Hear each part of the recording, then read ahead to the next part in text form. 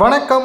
சற்று முன் கிடைக்கப்பெற்ற மிக முக்கியமான செய்தி ஒன்று வெளியாகி உள்ளது. 2026 சட்டசபை தேர்தலுக்கான அரசியல் களம் தற்பொழுது சூடுபிடித்துள்ளது. தென் மாவட்டங்களில் திமுகவிற்கு வாய்ப்பே கிடையாது. வெற்றியடைவதற்கு ஊருக்குள் வந்தாலே விரட்டி அடிக்கப்படும்.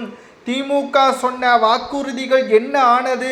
மக்களிடம் கேள்விகள் கேட்கக்கூடிய நிலைமை தற்பொழுது உருவாகிவிட்ட நிலையில் தற்பொழுது ஸ்டாலின் அவர்களும் சரி, அமைச்சர்கள், திமுகவின் நிர்வாகிகள், ஏன் அடிப்படை உறுப்பினராக எவராக இருந்தாலும் ஊருக்குள் வர முடியாது.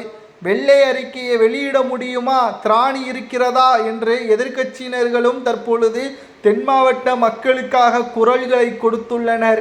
இது தென் மாவட்ட மக்களுக்கான பிரச்சனை கிடையாது, தமிழக மக்களுக்கான பிரச்சனை.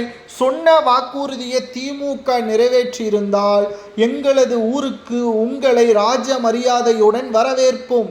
நீங்கள் சொன்ன வாக்குறுதிகள் தான் தற்பொழுது என்ன செய்தீர்கள் என்பதை நாங்கள் தான் பார்த்தோமே. ஒட்டுமொத்தமாக கோபாலபுர குடும்பம் வளர்ச்சி அடைந்தது, அமைச்சர்களது குடும்பம் வளர்ச்சி அடைந்தது, மக்களின் வாழ்வாதாரம் இங்கு பாதிப்படைந்திருக்கிறது. தென் மாவட்டங்களில் மட்டுமல்ல, வட மாவட்டங்களிலும் இதே பிரச்சனை தான். தமிழகத்தில் 2வது முறை திமுக ஆட்சி அமைத்த சரித்திரமே கிடையாது. இந்த முறையும் அதுதான். ஆனால் இங்கு இருக்கக்கூடிய பிரச்சனையே இருமுனை ஓட்டி கிடையாது, 4 முனை ஓட்டி. திமுக கூட்டணி, அதிமுக கூட்டணி, நாம் தமிழர், இறுதியாக தமிழக வெற்றி கழகமும் தனித்து மக்களுடன் ஆதரவாக களத்தில் இறங்குகிறோம் என்பதையும் வெளியிட்டுள்ளது. இருக்கின்ற பிரச்சனைகளுக்கு நடுவில் விஜய் அவர்கள் ஒவ்வொரு நாளும் ஸ்டாலினுக்கு எதிராக பல்வேறு கருத்துக்களையும் பதிவு செய்து வருகிறார். மக்களுடன் நேரடியாக பேச முடியாமல் தற்பொழுது திணறி வருகிறார் ஸ்டாலின் அவர்கள். இதற்கு முற்றுப்புள்ளி வைக்கும் விதமாக சொன்ன வாக்குறுதிகளை இந்த மாதத்திலேயே குறிப்பிட்ட அளவு மக்களுடன் உடனடியாக தொடர்பு கொள்ளக்கூடிய வகையில் அறிவிப்புகளை கொத்து கொத்தாக வெளியிடப் போவதாகவும் இன்று கழகம் வெளியிட்டுள்ளது. இதை ஏன் முன்னால் செய்யவில்லை?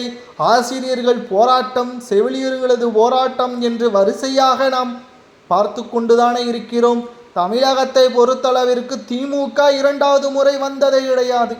இந்த முறையும் அப்படித்தான். தமிழகத்தில் திமுக செல்லும் இடமெல்லாம் மக்களின் விரட்டியடிப்பு நிச்சயம் நடைபெறும் என்ற தகவல் தற்பொழுது கிடைக்கப்பெற்றுள்ளது.